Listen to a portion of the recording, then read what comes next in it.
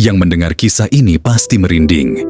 Kisah kali ini datang dari seorang pria yang berasal dari Jawa Barat.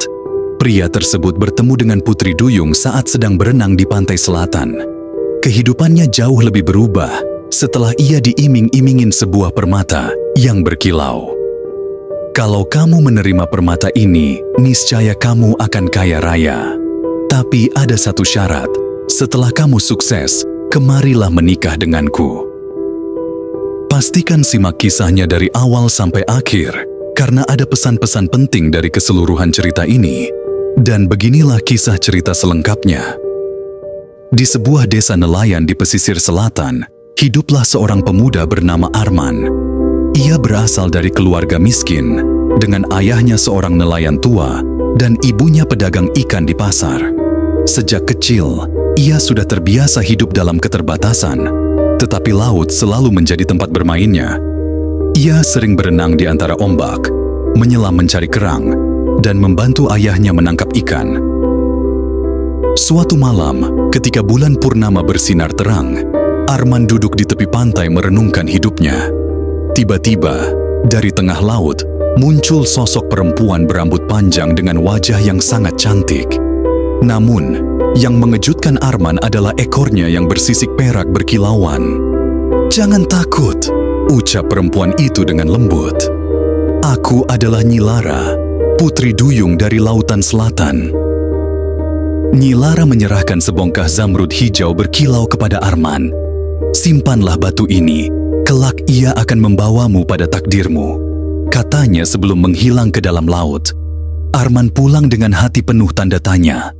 Keesokan harinya, ia menunjukkan batu itu kepada orang tuanya, dan seorang pedagang emas yang kebetulan datang ke desa menawar batu tersebut dengan harga tinggi.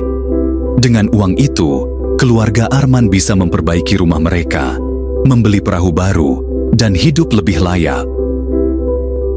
Tahun-tahun berlalu, Arman tumbuh menjadi pemuda gagah dan sukses. Ia menjadi nelayan yang disegani, memiliki banyak harta, dan hidup nyaman.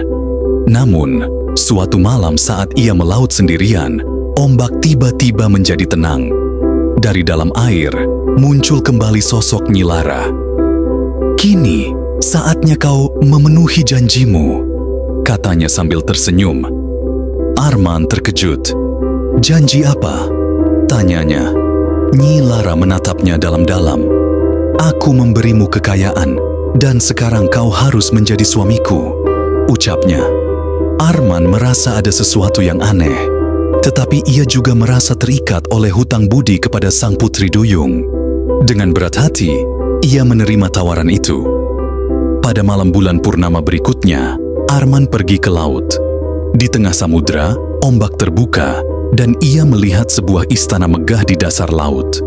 Ia merasa tubuhnya menjadi ringan, seolah-olah ia bisa bernapas di dalam air. Di sanalah ia menikahi Nyi Lara dalam sebuah upacara megah yang dihadiri makhluk-makhluk laut. Awalnya, Arman menikmati kehidupan di kerajaan bawah laut. Ia merasa hidupnya penuh dengan kemewahan dan keajaiban. Namun, lama-kelamaan ia mulai merasa ada sesuatu yang janggal.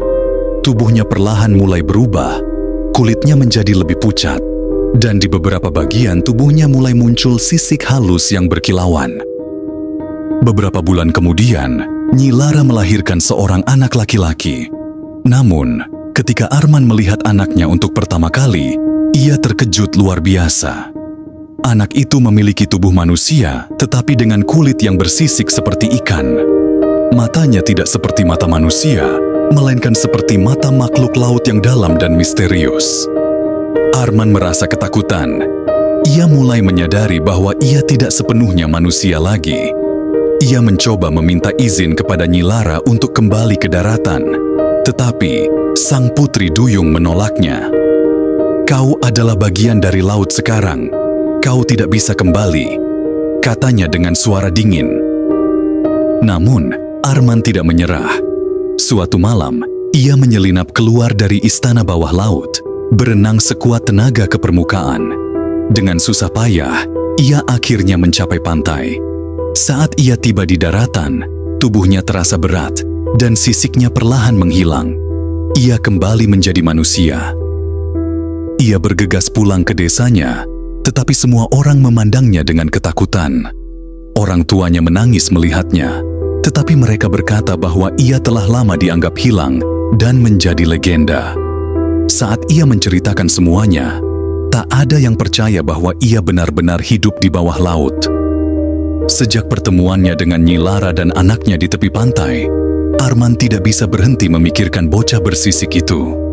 Setiap malam, dalam mimpinya, ia mendengar suara anaknya memanggilnya dari laut. Suaranya penuh kerinduan.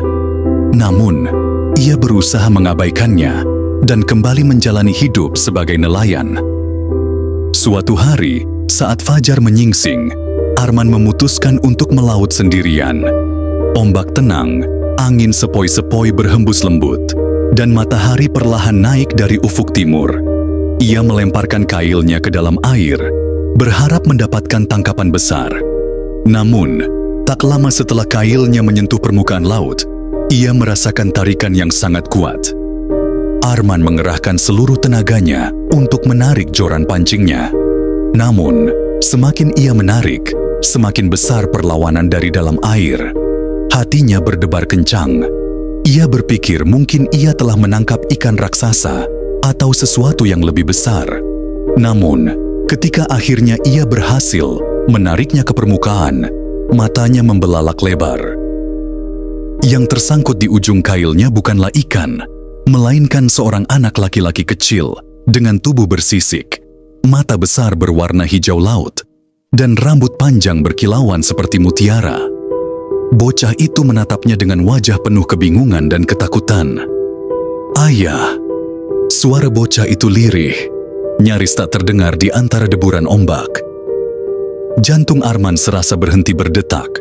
Ia mengenali anak itu, anak yang dulu ditinggalkannya di istana bawah laut, darahnya sendiri. "Anakku!" seru Arman, melepaskan kailnya dengan tergesa-gesa dan meraih tubuh bocah itu ke dalam pelukannya.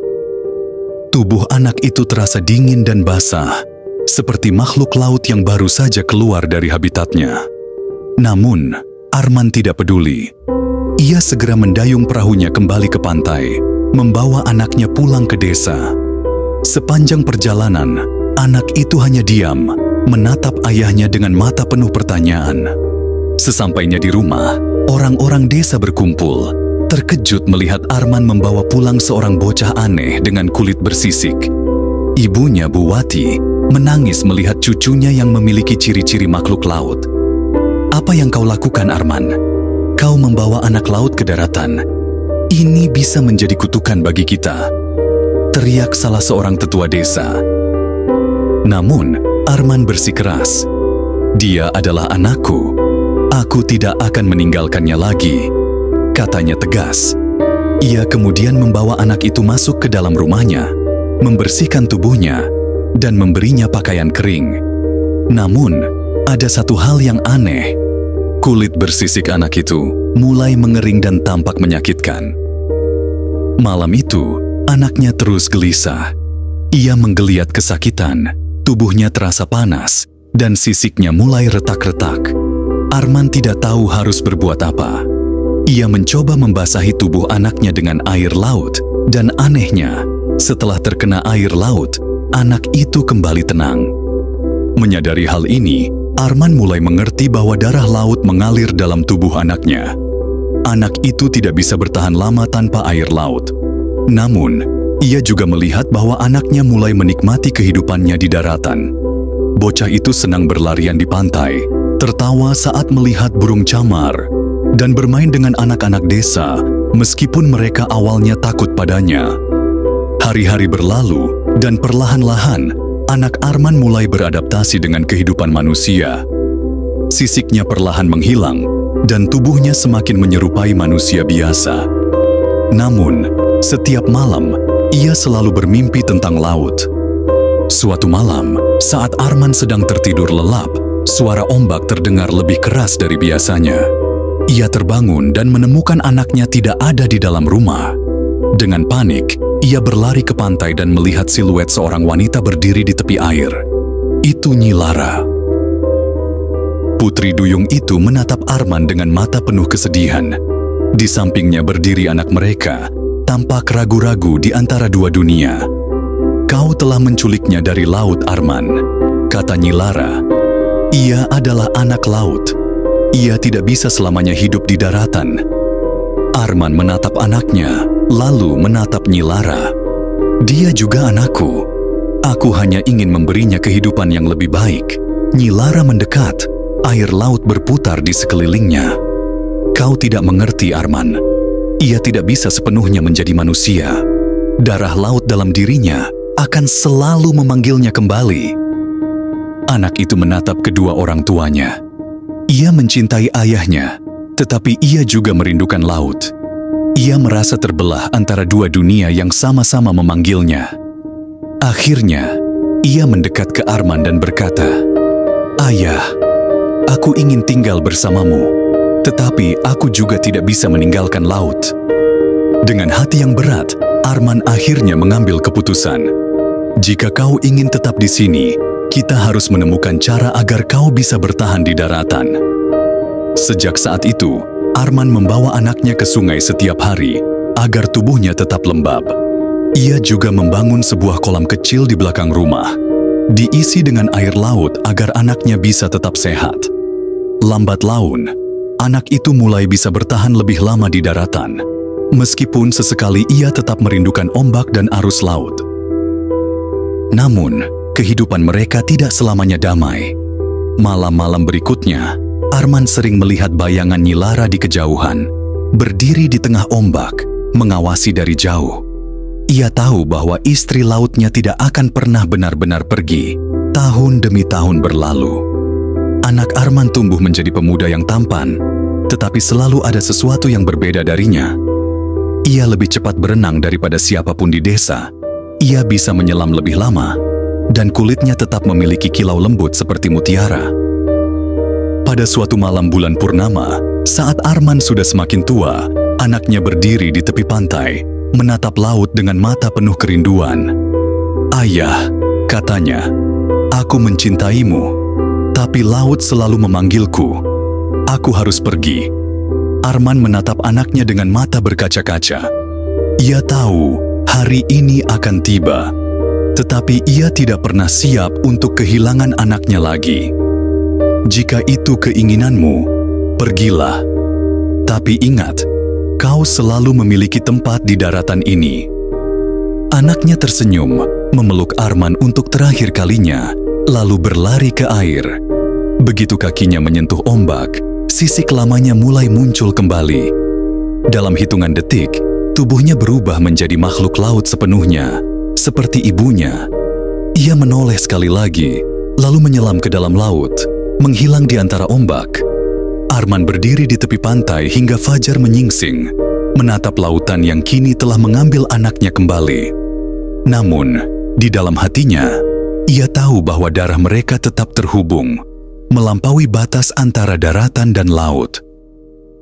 Sejak saat itu, legenda tentang Arman dan anak lautnya menyebar di seluruh desa. Orang-orang percaya bahwa pada malam bulan purnama, jika kau berdiri di tepi pantai dan mendengar dengan saksama, kau akan mendengar suara Arman memanggil anaknya, dan suara lautan menjawabnya dengan nyanyian yang penuh rindu. Matur suwun telah mengikuti cerita ini. Jangan lupa untuk mendukung dan berbagi cerita ini kepada orang lain. Sampai jumpa di cerita berikutnya.